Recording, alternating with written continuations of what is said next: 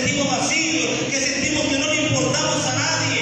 Pero sabe, hoy usted tiene que entender una cosa, que Dios, el Padre, nos ha entregado un amor tan grande. Mira cuál amor te ha dado el Padre para que tú seas llamado hijo de Dios. En Juan capítulo 1, no lo busques, versículo 12. Te lo voy a leer. Juan capítulo 1, verso 12. Dice, mas a todos los que le recibieron, a los que creen en su nombre, les dio la potestad de ser hechos. Mas a todos, dice, los que le recibieron, los que creen en su nombre, les dio una potestad. Y potestad significa autoridad. Cuando usted y yo creemos en Él, cuando usted y yo, hermanos, lo recibimos también juntamente con eso una autoridad para que usted y yo podamos decir, ahora sí, yo soy verdaderamente hijo de Dios. Ahora sí yo tengo una identidad. Ahora sí yo tengo de dónde o quién me ama y quién esté conmigo en mis momentos más complicados. ¿Y eso de dónde proviene? Del amor del Padre. Dice, mira cuál amor nos ha dado el Padre para que seamos llamados hijos de Dios. Si usted no tiene a Cristo en su corazón, usted es una creación de Dios. Usted no es un hijo de Dios. Allá afuera la gente dice, es que todos somos hijos de Dios. Y eso es una mentira. La Biblia a mí me enseña otra cosa. Y aquí dice Juan, mira cuál amor tan grande nos ha dado el Padre para que usted y yo seamos llamados hijos de Dios. Y Juan 1:12 dice que a todos los que creyeron, los que lo recibieron, nos dio una autoridad, nos dio una potestad. Por ejemplo, hermano, yo le pregunto a usted, cuando usted estaba más pequeño o la edad que ahorita tiene, cuando llega a la casa de sus papás, de su mamá, de su papá, usted llega con una autoridad. Usted llega y abre el refri, usted llega y se sienta en la sala. ¿Por qué? Porque es casa de su papá, porque es casa de su mamá, y como consecuencia usted tiene una autoridad, usted tiene una potestad. El día que ellos faltan, a usted como hijo le queda una herencia. Eso pasa a ser de los hijos. Pero ¿qué pasa, hermano?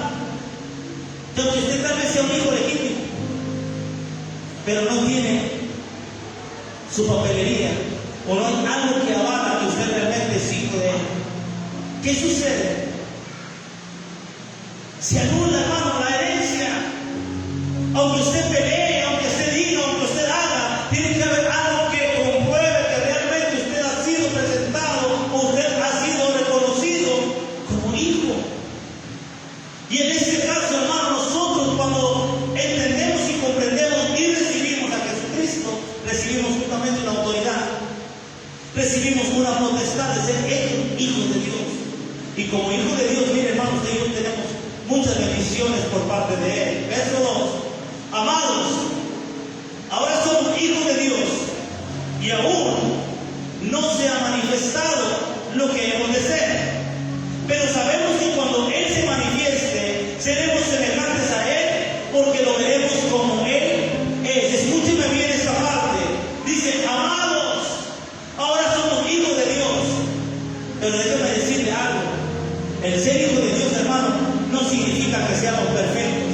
Significa que somos seres humanos, que aún cometemos errores, que aún nos equivocamos, que aún tal vez fallamos. Y la Biblia me enseña que con que yo a veces, hermano, permanezca o sea infiel, Dios permanece fiel porque me ama. Ahorita te lo voy a enseñar aquí con la Biblia. Mira, dice el verso 2. Aunque somos hermanos hijos y aún no se ha manifestado lo que hemos de ser, aún todavía no se manifiesta lo que nosotros vamos a hacer. Dice la Biblia, hermano, que un día vamos a ser levantados. Y este cuerpo, hermano, de la corrupción, de la contaminación, no podrá entrar. Tenemos que ser revestidos, tenemos que ser nuevos. Todo va a ser diferente. Aún todavía no se manifiesta lo que nosotros vamos a hacer. Pero sabemos que cuando Él se manifieste, entonces vamos a ser semejantes a Él. entonces vamos a ser como Él es. La Biblia dice, hermano, que sin santidad nadie va a ver al Señor. Va a llegar el día que el que comenzó la buena obra en usted y en mí, la va a perfeccionar. Ahorita, hermano, mire, de todos los que estamos aquí, yo creo que todos tenemos defectos, errores, diferentes, pero todos nos equivocamos. Hoy en la mañana, hermano, en la escuela dominical veíamos 5 ejemplos de 5 hombres que Dios mandó llamar: Abraham, Moisés, Isaac, Pablo, Jeremías. Y todos, hermanos, tenían asignaciones diferentes, pero Dios a todos, hermanos, les mandó llamar. Veíamos en la escuela 3 puntos importantes, que eran el llamado, la vocación y el proceso de confirmación. 3 puntos importantes que como cristianos, como hijos de Dios, tenemos que tener. El llamado. ¿Qué es el llamado? La invitación a que usted conozca a Jesucristo. Un día alguien le habló, le dijo: mira, Cristo te ama, Cristo quiere cambiar tu vida, te hago la invitación. Ese es el llamado. Y luego viene la vocación. ¿Qué es la vocación? Es algo que yo no elijo, hermano, algo que yo no voy a escoger, sino es algo que Dios me va a asignar, es algo que Dios me va a poner. ¿Sabe? Cuando yo decido venir a los pies de Cristo, yo no voy a hacer lo que yo quiera, sino lo que Dios me mande a hacer, porque ahora soy nueva criatura y su voluntad es la que se va a hacer en mi vida, no lo que yo quiera. Esa es la vocación, hermano. Pero yo cómo sé cuál es mi vocación, yo cómo sé cuál es lo que Dios me ha asignado a mí. Dice que viene la prueba, viene el tiempo y viene el testimonio. Cuando somos hijos de Dios, hermano, vamos a ser procesados. Va a pasar el tiempo.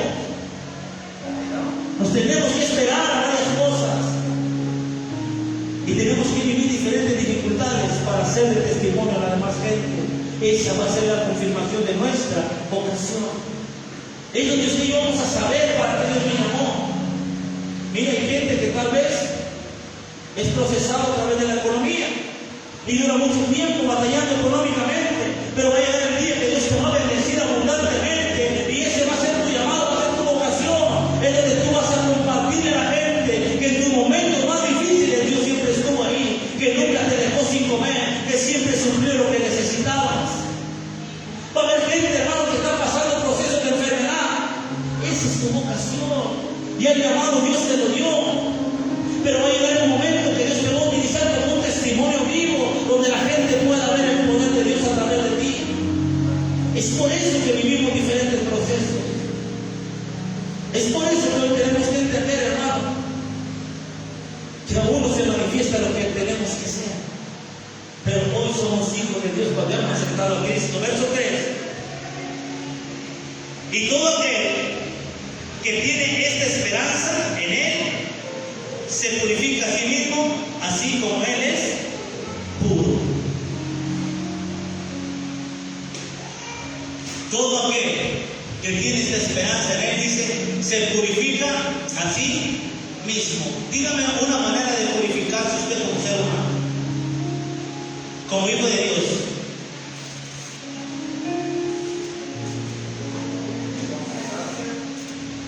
Confesarte. Proverbios 23 dice que todo aquel que confiese su pecado y se aparta, alcanza misericordia. Y aquel que no, su alma no prospera. Punto importante, hermano, declarar, confesar en que yo me he equivocado, reconocer que me he equivocado y no volver a caer. Ahorita vamos a ver a través de la Biblia. Todo aquel que tiene esperanza en Él se purifica a sí mismo. ¿Cuál es la esperanza, hermano, que usted y yo tenemos? ¿Cuál es la esperanza, hermano, que nos mantiene sentados en esa silla? ¿Cuál es la esperanza que me mantiene venir y buscar y escuchar la palabra de Dios? ¿Cuál es su esperanza? La vida eterna, la salvación. Dice la Biblia, hermano, que allá no va a haber más llanto ni más tristeza, no va a haber más dolor. Allá adoraremos a Dios por la eternidad. Y esa es mi esperanza, no lo que vivo en esta tierra. Porque todo lo que usted mira en esta tierra un día se va a acabar. Todo lo que usted mire se va a acabar un día. Pero lo que Dios tiene para ustedes, hermanos, eso es para siempre. Entonces, dice que todo aquel que tiene se purifica a sí mismo. Para yo alcanzar la salvación, tengo cada día, como dijo Darío, confesarme delante del Señor, decirle: Dios, me equivoqué en esta área, pero te pido que me perdones, que me limpies, que me cambies, para alcanzar misericordia. Verso 4. Todo aquel que comete pecado infringe también la ley, pues el pecado es infracción de la ley. Ahora usted va a decir: hermano, ¿quién de los que estamos aquí no peca? ¿Quién de los que estamos aquí no comete pecado? Levante su mano. Y si no comete pecado, pues yo no sé qué está haciendo. Dijo una vez alguien: ¿para qué voy a la iglesia si puros hipócritas, puros mentirosos? Hermano, venimos a este lugar porque necesitamos que Dios nos cambie, porque necesitamos de Dios. Si yo no fuera pecador, hermano, si yo no fuera, hermano, tú no estuviera aquí, estuviera allá en el cielo con Dios, como dice aquí la palabra. Entonces ya sería lo que tengo que ser, su hijo de Dios, con defectos, con errores, pecamos. Y dice que todo aquel que comete pecado, hermano, infringe la ley, porque el pecado es infracción de la ley. Pero le digo algo, hermano, que hoy no estamos bajo la ley, estamos bajo la gracia. Y bajo la gracia, hermano, somos purificados a través de la sangre de Jesucristo. Tenemos abogado para con el Padre, para que perdone sus pecados y perdone mis pecados. Si estuviéramos bajo la ley, ninguno de los que estamos aquí estuviéramos sentados. Ninguno, porque fuéramos, ya hubiéramos sido consumidos, fulminados. Pero gracias a que nuestro Señor Jesucristo murió, hermano, a través de la gracia, usted y yo hoy podemos disfrutar de lo que tenemos. Dice el verso 5: y sabéis que Él apareció, escuche bien y tómenlo en cuenta, para quitar nuestros pecados, y no hay pecado en Él. El pecado, hermano, es infracción de la ley. Pero usted y yo, hermano, apareció alguien que dijo: ok, yo voy a pagar por tus pecados, y ya no hay pecado en mí porque yo no debo nada. Y a consecuencia de eso, tú tampoco debes nada. Y lo que hacemos, lo hacemos para Él. Cuando sí nos equivocamos, hermano, tenemos que pedirle perdón a Él. Él vino, hermano, a aligerar nuestra carga. Él vino a hacernos libres. Él vino a enseñarnos, hermano, que en Él, usted y yo somos más que vencedores. Amén. Y mire lo que dice el verso 6: todo aquel que permanece en Él no peca, y todo aquel que peca no le ha visto ni le ha conocido. Mire, yo no sé si a usted le ha pasado, pero cuando usted y yo, hermano, tenemos una comunión con Dios, cuando usted y yo, hermano, y lo puede experimentar usted mismo, es difícil, sí. ¿Por qué, hermano? Porque tenemos actividades diarias y es donde nosotros nos equivocamos. Pero, por ejemplo, nosotros hemos ido, hermano, a encuentros espirituales donde pasamos 2 días apartados de todo eso. Y le digo algo: ni siquiera te dan ganas de ver tu celular, ni siquiera estás pensando en la televisión, ni siquiera estás pensando en tus problemas, y empiezan a suceder cosas sobrenaturales en tu vida. ¿Sabes por qué? Porque estás conectado solamente con Dios. Entonces, si nosotros permanecemos en Él, no cometemos pecado. Pero como somos, hermano, intermitentemente, nuestra relación con Dios, oro en la mañana, me voy a trabajar, veo cosas, oigo cosas, hago cosas, cometí un pecado, ya me equivoqué. Y es importante cada día, hermano, estarnos renovando delante del Señor. Es importante cada día: Dios, perdóname, Dios, ayúdame, Dios, restáurame, sáname, ayúdame a seguir adelante para poder permanecer en Él y no cometer más pecado.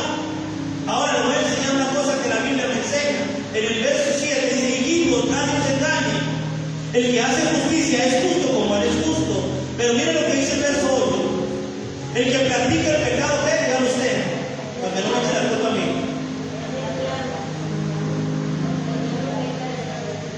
El que practica el pecado, ¿qué? Dígalo usted sin miedo. Dígalo usted fuerte: el que practica el pecado, ¿qué? ¿Por qué? Dice: porque el diablo peca desde el principio. Y pero para eso facilito vivir para deshacer las obras de diablo. Ahí va. Quiero que me entienda esa parte. Dice, el que practica el pecado es del diablo. No dice el que cae en pecado o el que comete. El que practica. ¿Qué es practicar? Hacerlo conscientemente, sabiendo que está mal y lo voy a hacer, yo sabiendo que está mal. Por ejemplo, hermano, cuando usted y yo, hermano, hacemos cosas que a Dios no le agradan, sabiendo que a Dios no le agrada y lo hacemos conscientemente. Ahora, hay pecados que nosotros caemos inconscientemente, que de repente en nuestro diario vivir, hermano, ya me enojé, ya pensé o tuve un mal pensamiento, ya le decía a alguien sin en medio del coraje algo, caí en el pecado, pero no es que yo lo tenía planeado para hacerlo, para practicarlo. Pero cuando usted sabe que está mal y lo practica, entonces yo no lo digo, lo dice la Biblia. Que practica el pecado, ¿qué? Usted lo acaba de leer, no lo estoy diciendo yo. Porque el diablo se pega desde el principio. Desde el principio, hermano, el diablo pega, él sabe lo que está mal y lo sigue haciendo. Pero dice la Biblia algo bien importante: para eso apareció el Hijo de Dios. ¿Para qué? Para deshacer las obras del diablo. Si a usted le incomoda, hermano, a veces ciertas cosas que se hablan a través de la Biblia, es porque algo no bueno hay en usted. Hay algo malo que lo está contaminando. Porque la Biblia, hermano, nos sirve, dice, para enseñarnos, para redarguirnos, para corregirnos, pero también para enseñarnos. La palabra de Dios, hermano, dice que es refrigerio para mis huesos, medicina para mi cuerpo. Esto me va a ayudar a yo estar bien. Pero a veces, hermano, no me va a gustar. Pero tenemos que entender que Dios quiere lo mejor para usted y para mí. Ahora viene un verso, hermano, que es en el que hoy me quiero enfocar, en el verso 9. Alguien que lo lea fuerte.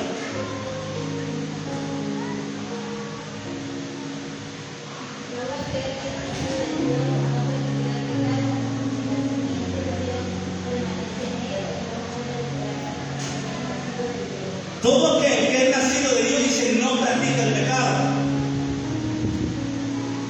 Porque la simiente de Dios permanece en él y no puede pecar, porque es nacido de Dios. ¿Y qué más dice? Porque es nacido de Dios. Hasta ahí, verso 9. Ahora, yo analizaba este versículo, hermano, quiero que me ponga atención. Dice, el que es nacido de Dios. Para usted, ¿qué simboliza, hermano, un nacimiento? ¿Qué simboliza para usted un nacimiento?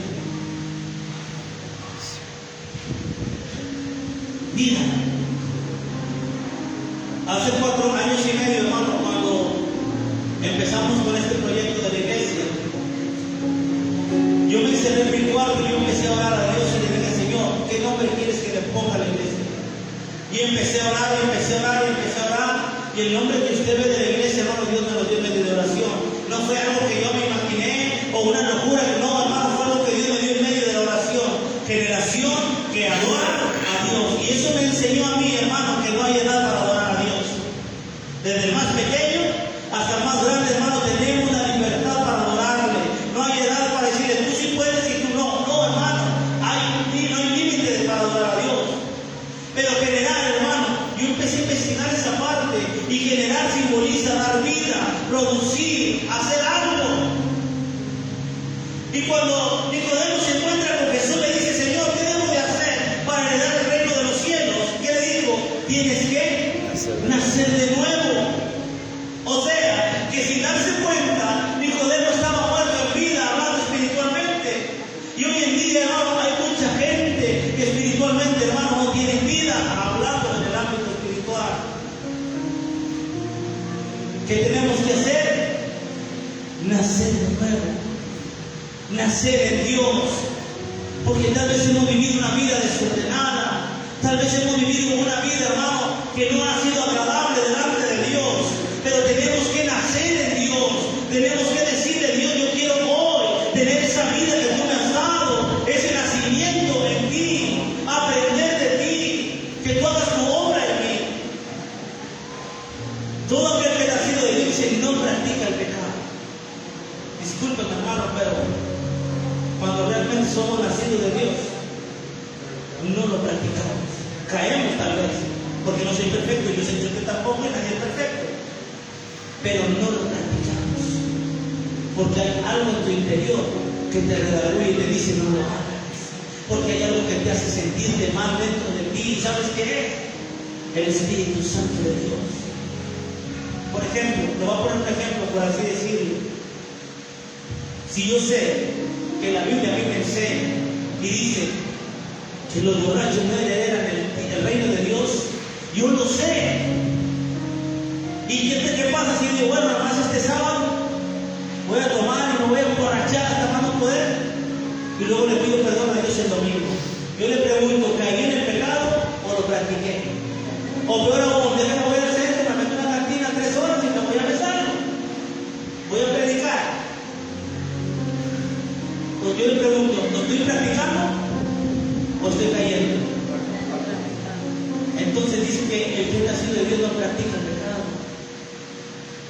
Ahora, hermano, mire, esta prédica o esta palabra, no crean que es porque, yo sé porque o no, hermano, es porque Dios a mí ya me trabajó.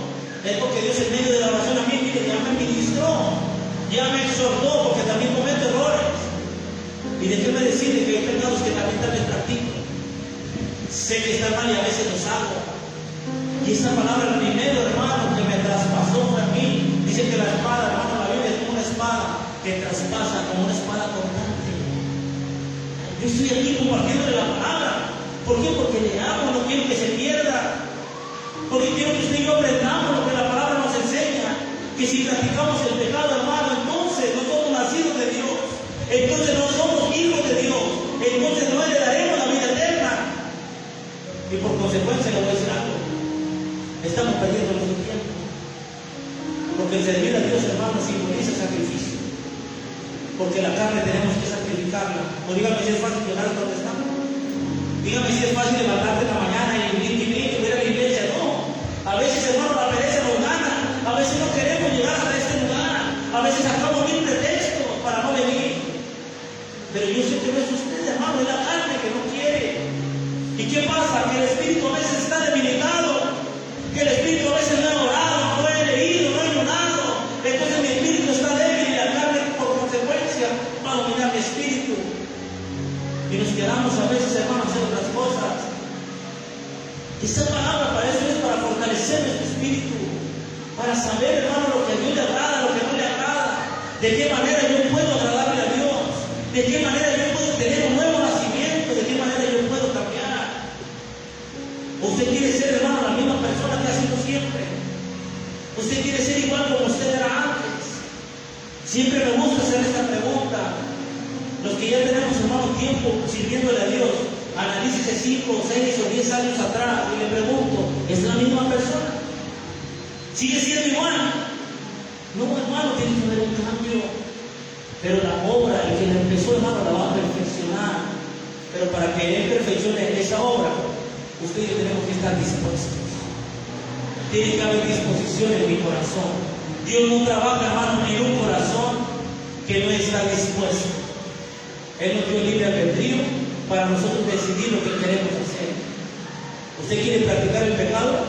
Lo puede hacer. No debe, pero lo puede hacer. ¿Por qué? Porque Dios le da la libertad de que lo haga. Entonces, verso 11. En esto se manifiestan los hijos de Dios y los hijos del diablo. Todo aquel que hace justicia y que no ama a su hermano, ¿qué es? ¿Qué dice? Todo aquel que no ama a su hermano. Entonces yo primero me puse como ejemplo. Que si me metieron en la cantina, pero ahora el ejemplo es para todos. Si no ama a su hermano, déjeme decirle que está practicando el pecado. Porque el Señor nos enseñó que amemos a nuestro prójimo como a nosotros mismos. Y algo que nos deja bien establecido es el amor. Entonces, no somos jueces para juzgar a nadie, no somos, hermanos, quien para decir, no, hermano, estamos para amar a nuestro prójimo. No importa lo que él esté haciendo, usted tiene que amarlo. Porque quien se va a encargar de él es Dios, no usted. Usted va a cumplir con su parte, que es ama a tu prójimo, ama a tu hermano.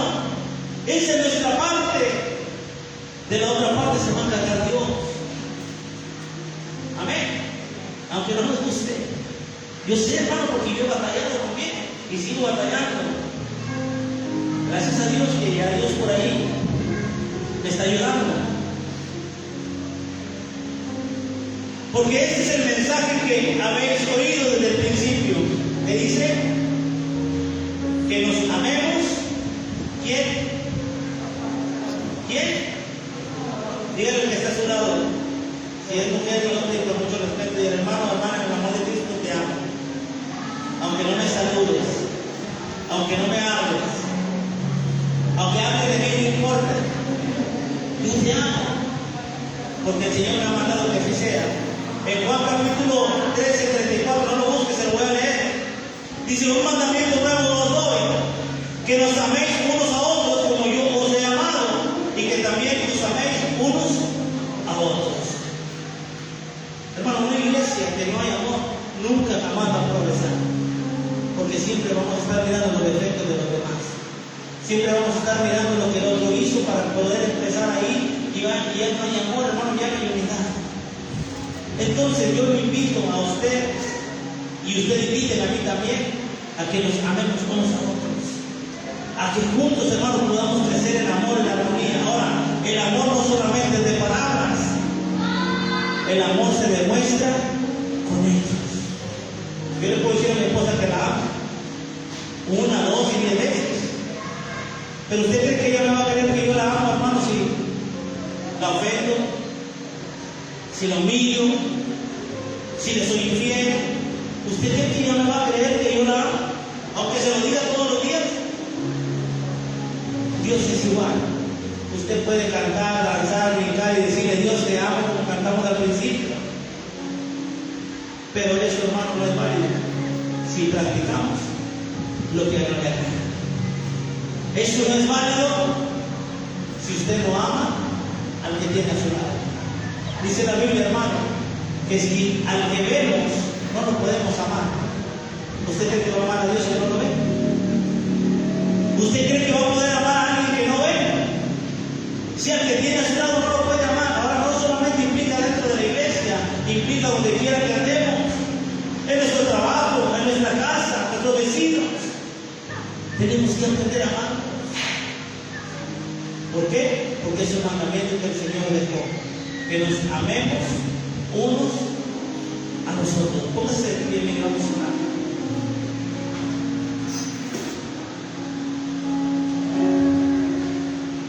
Vamos a orar en esta tarde todos juntos. Si quiere, parece, mire, si se juntan